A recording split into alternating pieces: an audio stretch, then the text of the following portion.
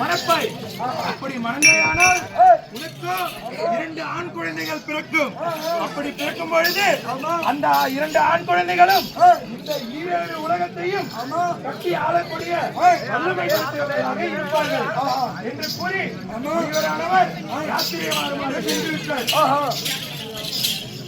அப்படி இருக்கும் பொழுது இப்பிறவியிலோ நானும் என்ன வாதாபியாகவும் என் தம்பி இடதாபியாகவும் பிறந்துள்ளோம் என்று தெரிந்து கொண்டையா?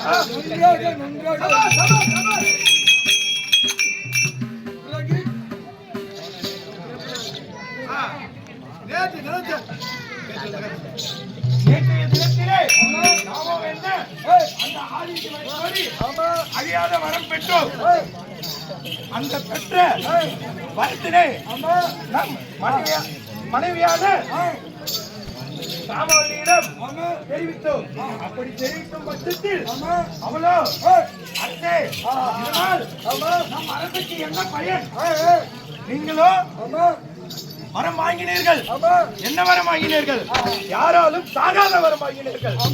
அதனால் இந்த அரசுக்கு என்ன பயனானது? அரசே எந்த லாபமும் இல்லையே. அதுவோ பொன்னாகவோ பொருளாகவோ வரும் பொழுது நடைபயணமாக தானே வந்தீர்கள். ஒரு குதிரையாகவோ தேராகவோ வரம் வாங்கியிருக்கலாம் அல்லவா? ஒரு புல்லட் தான் உண்டா? வாங்கியிருக்கலாம். புல்லட் வேணுமா? சவுண்ட் மட்டும் வரும், பரவாயில்லையா?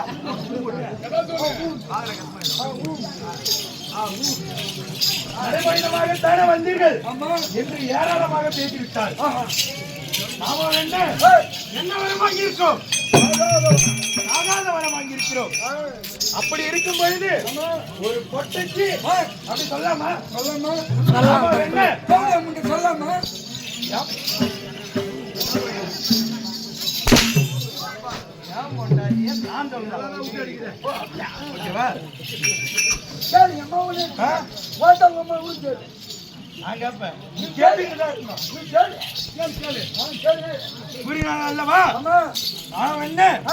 சாகாத வரம் வாங்கியிருக்கிறோம்.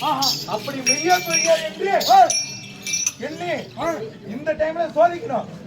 எப்படி சோதிக்கணும் என்றால் பொருளாகவோ பொருளாகவோ வேண்டும் என்று கேட்டால் அல்லவா இந்த 7 உலகத்தையும் திக்விஜயம் செய்து நம்முடைய பராக்கிரமத்தால் திக்விஜயம் செய்து அந்த பொருள் ராஜ்யத்தையும் அனைத்தையும் நம் ரத்னாகரி பட்டணத்திற்கு எடுத்து வர வேண்டும். ஆமாம் ஆமாம். யார் பொன்பொருள்